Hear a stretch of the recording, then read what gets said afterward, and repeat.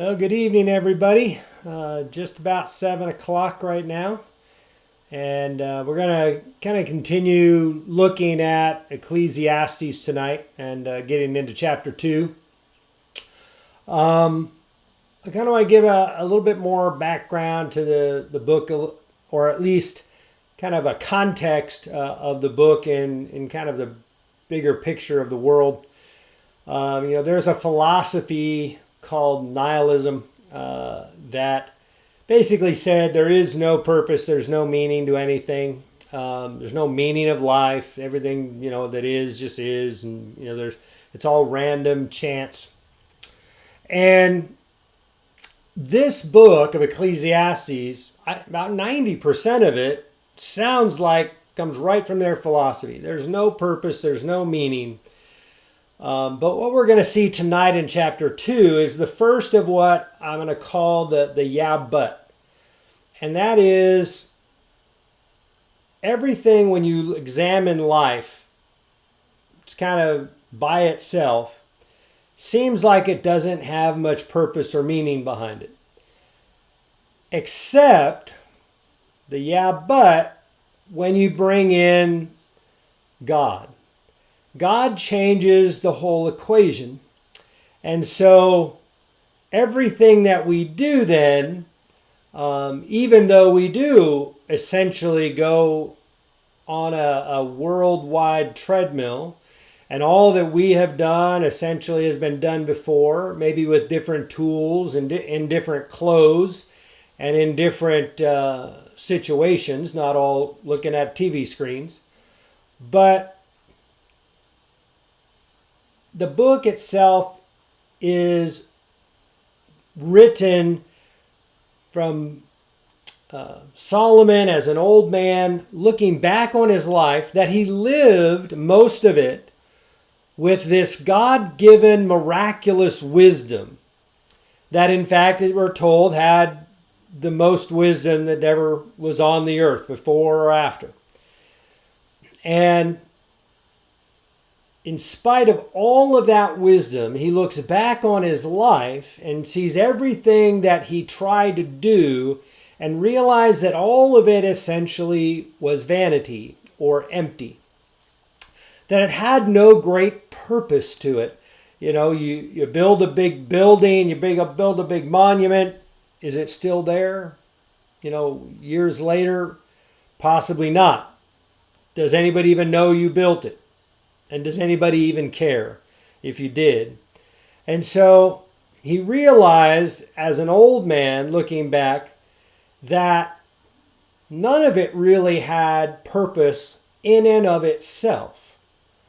And this book is especially geared towards younger people, helping them gain perspective when they're young so that they don't fall prey to the thinking that they're going to find some great purpose in their life that somehow completes them. In spite of movies that might imply that some person completes you, or some job or some mission or something completes you, it won't. It might do good, probably even in no matter how good of an attitude you had, by itself, separated from God, separated from anything else, it really won't have great purpose to it. And so, people on their deathbeds are really not saying, boy, if I had only worked a little more, if I had only done this a little more. Everything that people in moments of reflection think about is, how am I connected to other people, and especially God? And I think that's a lot of people thinking that even now, kind of going through these unusual times and considering their own, there's a great deal of fear, and so they consider their own mortality a little more. And that's normal part of life. And for those, though, who have gone through many decades, and I remember even when you're 20, just become an adult, you still can reflect on your life and you can go, wow, this is the best day I've ever had in my life, best year of my life. And it all true. But you won't have the perspective of lots of ups and downs. You won't have the perspective of lots of crises. But over 60, 70 years, as we look back through the history of human beings, every society has crises in them. Sometimes it comes from natural disasters. It comes from health and plagues. It comes from just collapses of economy. It comes from societies and kind of falling and war and famine and all kinds of different circumstances lead to the highs and lows of life. And very often, a lot of people fall into the trap of thinking, well, once I get everything lined up, then everything will be great. And I think that thinking moves beyond even into society. Once we get our society just right, once we get just the right politician, or once we get just the right, it's a never ending, once we get just this or that, everything will be perfect. And it just isn't going to be. There will never be something that completes this world within the world itself. The only thing that completes us in this world is God. And that's where we're going to hit in chapter 2, the first of Solomon's, yes, everything is vanity, but this one thing. Hold on to this. And so, let's just remind ourselves what we looked at a little bit last week.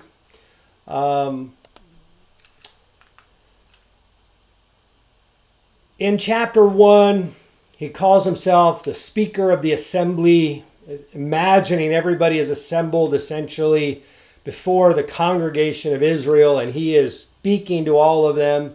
And he starts off with the main thing, all is empty or vanity. And it's like we're running on a treadmill. He just describes that. But he even says good things like wisdom can bring grief, bring sorrow, so that even the good things that we can do don't always result in us feeling like, wow, that just fulfilled me and completed me. Because when we look back on it, sometimes it was effective, sometimes it wasn't, sometimes we did a good job, sometimes we didn't. And sometimes when we didn't, things still worked out well. And sometimes when we did a great job, it still kind of fell apart. And you go, wow, there doesn't seem to be a lot of, rhyme and reason to all of it. And that's kind of what he's looking back on. And so he makes this statement about wisdom, that wisdom brings vexation or grief or sorrow. And he's going to tell us here in chapter 2 a little bit more about wisdom. And later he'll tell us also a little more about wisdom. Because it almost sounds like in chapter 1, if you stopped there, you'd go, well, let's just be ignorant then. I don't want to be full of sorrow and grief, so I'll just be ignorant. And, because remember that kind of human proverb of ignorance is bliss. That's not God's proverb, by the way. He didn't say that here. He didn't say ignorance is bliss. He says with wisdom comes sorrow. He didn't say the other side of that yet. Ignorance or foolishness does not necessarily bring us good things. And so he's telling us, though, that even the good stuff sometimes makes us feel kind of worn out, tired, exhausted, emotionally as well. And so, kind of moving on here, we're going to look at the first little part of chapter 2, and that is where Solomon really talks about this idea of indulging everything he wanted to do. He said, I said in my heart, come now, I will test you with pleasure. Enjoy yourself. He's like, I'm just going to, boy, man, if I want to do it, and if it feels right, I'm going to do it. Now, he's not saying he's going to give up wisdom, by the way, which he's going to tell us in a second. But he's just going to I'm going to do everything that makes me feel good. And so he says, but behold, this also was vanity. I said of laughter, it is mad. And of pleasure, what use is it? I search with my heart how to cheer my body with wine, my heart still guiding me with wisdom.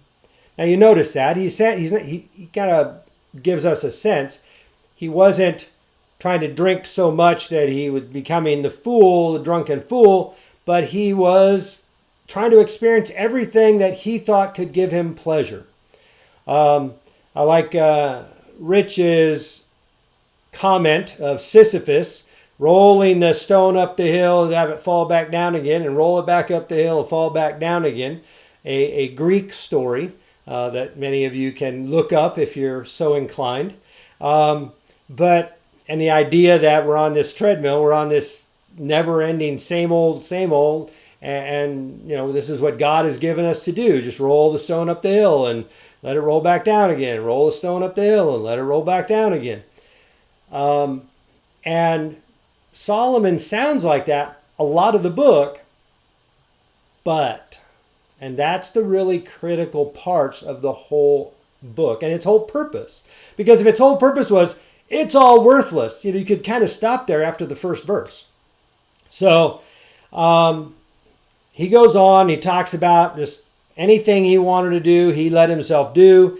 He says how to lay hold on folly, till I might see what was good for the children of man to do under heaven during the few days of their life. And so he just went on trying to figure out how to be happy and joyful and have fun and just please himself. And so he built houses and he planted vineyards for himself.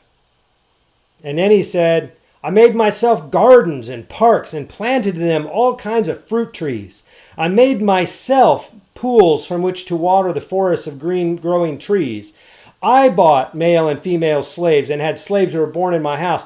I had also great possessions of herds and flocks, more than any who had ever been before me in Jerusalem. I also gathered for myself silver and gold and the treasures of kings and provinces. I got singers, both men and women, and many concubines, the delight of the sons of man. Now I want you to notice one thing about that section, those first 8 verses. And that is how many times he uses the word I and myself. Because this entire perspective is about pleasing self. And it becomes self-centered and self-deluded so that we can never ultimately be fulfilled by simply focusing on ourselves. Whenever we do that, we are going to find emptiness. We're going to find that nothing gives us great purpose in and of itself if all my focus is on me. Because even good things, I eventually kind of get tired of. And you say, well, man, I've been doing this for a long time. It's like, I'm going to stop doing that. Now, I know some of you, when you're young, you think, some of you might be playing, especially in the times we are right now, might be playing video games online for hours at a time. And you might think you would do that for the rest of your life. I can almost guarantee you that at some point in your life, you go, I'm kind of tired of that. Because that's just the way it is for us. We are going to get tired of anything that is good. You can't even go on vacation. Sometimes vacations last too long. And they're kind of like, a vacation, or you can stay over at a loved one's house and you can have that last too long, like Proverbs talks about. So you could have these wonderful things, but they eventually grow tiresome as well. And so nothing outside of us, other than God, is going to fulfill us and make us feel like there's some great meaning or purpose for all that we do and go through. And so, kind of coming here and finishing off this little section, he says, so I became great, surpassed all who were before me in Jerusalem. Also my wisdom remained with me. And whatever my eyes desired, I did not keep from them. I kept my heart from no pleasure, for my heart found pleasure in all my toil, and this was my reward for all my toil. Then I considered all that my hands had done and the toil I expended in doing it, and behold. So after he had done all that, after he looked at it all, after he had just pleased himself in every way possible, which probably explains Solomon's 1,000 wives, since he had essentially an unlimited bank account and he could do almost anything he wanted. He could build anything he wanted. He could have almost anybody he wanted.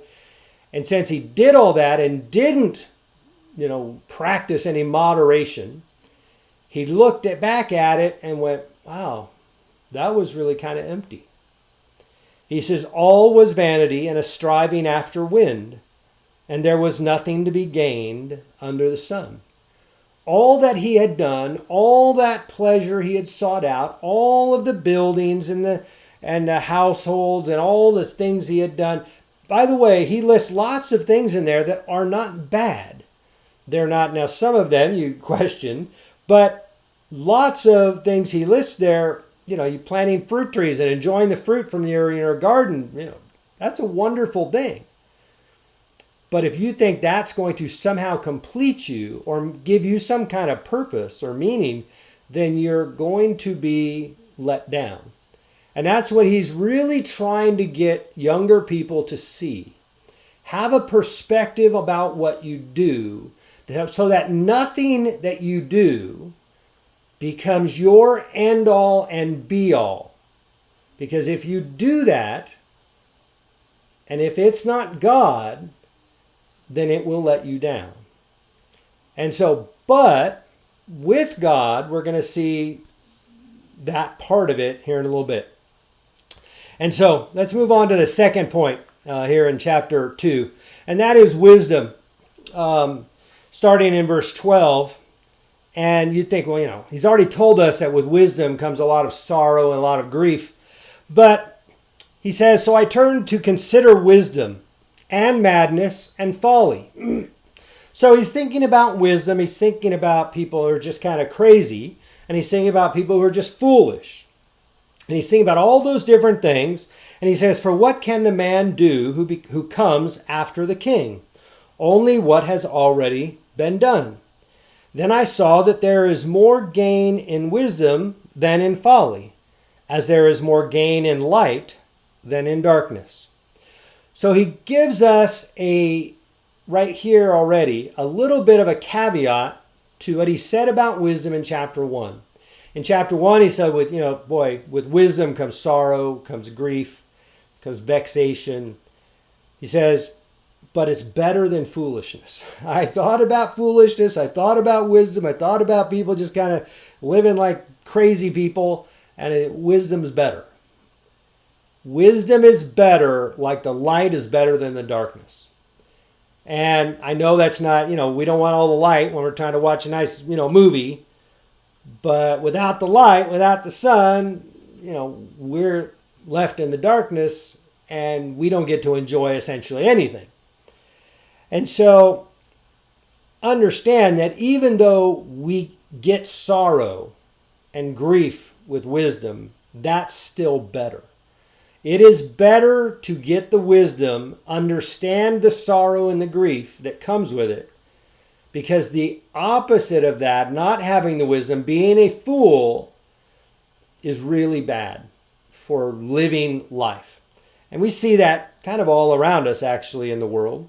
So many who live kind of in foolishness and just kind of revel in it and don't even really think about consequences.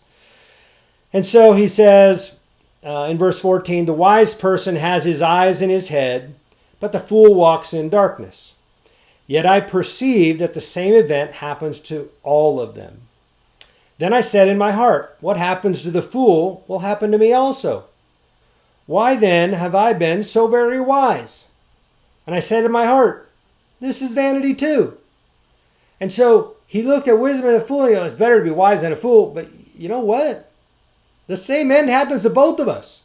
And you know what? The end isn't always equal. It's not like the wise person gets the longer life, better life. Sometimes the fool has a longer life and a better life in a worldly sense. And so when you look at the end, you go, well, they both have essentially the same end. And he's like, this is terrible. I've had all this wisdom. I've done all these great things. And I'm going to die just like this fool over here. He says, for of the wise, as of the fool, there is no enduring remembrance, seeing that in the days to come, all will have been long forgotten. I was thinking for a second, and I know some of you probably know your grandparents and even your great-grandparents. I only ever met a single grandparent of mine, just because, being a child when your parents are closer to 40 and, having their parents be closer to 40 or beyond, some of them were, for some of my parents. And he's like, yeah, most of them had long passed, and they didn't even pass really in young age. So I knew one of them and a grandmother who lived to be, 99 or so. But I was still very young when she passed. And and so I don't really know much about any of my parents. I've heard stories about them, but I couldn't tell you, other than a few stories about any of them, I couldn't tell you what much they did. I couldn't tell you who was wise, who wasn't wise. I couldn't tell you what good things, what bad things. I know a few things, but I couldn't tell you about their lives. And that's really just one generation for me. Now, some of you might have, your parents had you and they're fairly young. You might know your grandparents. You might even know some of your great-grandparents. But it won't be long, nobody will remember them. And it won't be long when nobody remembers us. And that's kind of what he's thinking about. And he's going, that's the same for the wise person as is for the foolish person. And especially when you think about a lot of historical people, they were in positions of power, but they didn't make them wise. There's all kinds of wise people who have lived throughout history of the world who we don't have a lot of written history about because they didn't make any great, they weren't in positions of power. They didn't build any grand, buildings or do any great feats. Maybe they just raised a wonderful family, but nobody will really remember them in not too many years. And that's what he's talking about. And that's a thing that he is kind of bemoaning and kind of like, wow, this is just terrible. And so he's thinking about that, and he hates that, he says. And so he says in verse 17, so I hated life, because what is done under the sun was grievous to me, for all his vanity and his striving after wind was great. Everything, he's like, and sometimes you and I get this way about life. Some more than others, but it's just like, what's the point? What's the point about any of it? None of it's working. None of it's, I'm still in the same point I was, 2 years ago, 5 years ago, 10 years ago, 20 years ago, 40 years ago. I'm still suffering from the same kind of depression that I did way back when. And we look at it and go, it's just, the whole thing is just a mess. And it fills us with grief when we think about life. And we just kind of hate it. And I think we could look back through scriptures and find a number of people who had that feeling about it as well. I suspect Elijah did when he wanted to die. And others who had similar situations in scripture. But he's telling us, Solomon he's like, man, when I thought about that, it's like, I hate this. This is lousy. And then he moves on and he talks about the vanity of just work. And so from 18 to 23, his focus turns to toil, striving, working in any fashion, trying to accomplish things and things. He says, I hated all my toil, in which I toil under the sun. By the way, I don't picture Solomon really digging any ditches with the hot sun on him. So I think his toil under the sun, though leadership has its own stresses, sometimes we think about people toiling in the dirt and under the sun, beating on them every day for, hours and hours every day of the week. And we can kind of picture that. he had a lot of creature comforts in his life, and yet he still kind of pictures it as, and that's something to remember. Even people that have abundance and creature comfort still struggle and strive in life. They still toil. They still worry, and they still get anxious about things and life, and very often, as Scripture's even said, that the sleep of the person who works is often sweeter than those who don't. And so he's saying, I just looked at all this work that I had done. And then he said, seeing that I must leave it to the man who will come after me. Well, who is that? That's one of his sons, by the way. So he's talking about a son, a child he's going to leave it to. And he says, I'm looking at this child I'm going to leave it to. And he says, who knows whether he'll be wise or a fool? Is he going to do good with it, or is he going to do bad with it? Now, we know the answer to that, by the way. If we go into Kings, and we read about, 1 Kings, and we read about his son Rehoboam, not so wise. And we think, oh yeah, he really kind of messed it up. And that's kind of what Solomon was thinking about. Is I'm going to leave this to somebody, and I don't know if he's wise or a fool. And to some degree, it's hard to know that because they're not in his shoes. And as long as he's there to kind of take care of everything and, direct things, that he'll never really know whether they can stand on their own or not. And so he doesn't know. I don't know if I'm giving it to somebody who's wise or a fool. He says, yet he will be master of all for which I toiled and used my wisdom under the sun. This also is vanity. He's going to be the master of stuff I worked for, he says. By the way, he was master of a lot of stuff his father David worked for as well. So it works on both ends of this. But he said, so I turned about and gave my heart up to despair over all the toil of my labors under the sun, because sometimes a person who has toiled with wisdom and knowledge and skill must leave everything to be enjoyed by someone who did not toil for it, who didn't work for it, and they're going to get to enjoy it. They may have no wisdom, may have no skill, but they're going to enjoy it nonetheless. And he's like, this is terrible. He says, this is also a vanity and a great evil. He didn't even stop at vanity. He goes, this is awful. These people that they didn't work for it, didn't do anything for it, didn't strive for it, they're going to enjoy it? This is terrible, he said. He says, what has a man from all the toil and striving of heart with which he toils beneath the sun? For all his days are full of sorrow, and his work is a vexation. Even in the night his heart does not rest. This also is vanity. And this is that end of this where it talks about in at night his heart does not rest. He still have that anxiety, in his heart. And it's all full of sorrow and grief, and none of it ever settles. None of it ever fulfills. And so he just keeps striving. And remember, this concept of under the sun is giving us perspective. We're looking at just stuff on the earth. We're not looking at how it affects God, how it affects heaven in these passages. But this is where we come to the yeah, but. And I pulled up this kind of quote you've most likely heard before. Every day may not be good, but there is something good in every day. And that's kind of what he is going to teach here in this moment, because he has reached a teaching moment. Much of these complaints are not the teaching moments. They're really the understanding. Oh, wow, life can really be that way. Life can really be a treadmill or Sisyphus rolling the rock up the hill. And so life can let us down. People can let us down. Work can let us down. Lots of stuff can let us down. And so he says, this is where the yeah, but comes in. There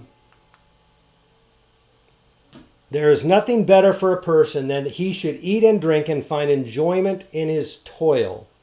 This also I saw is from the hand of God. Now I just want to stop at verse 24 for a second.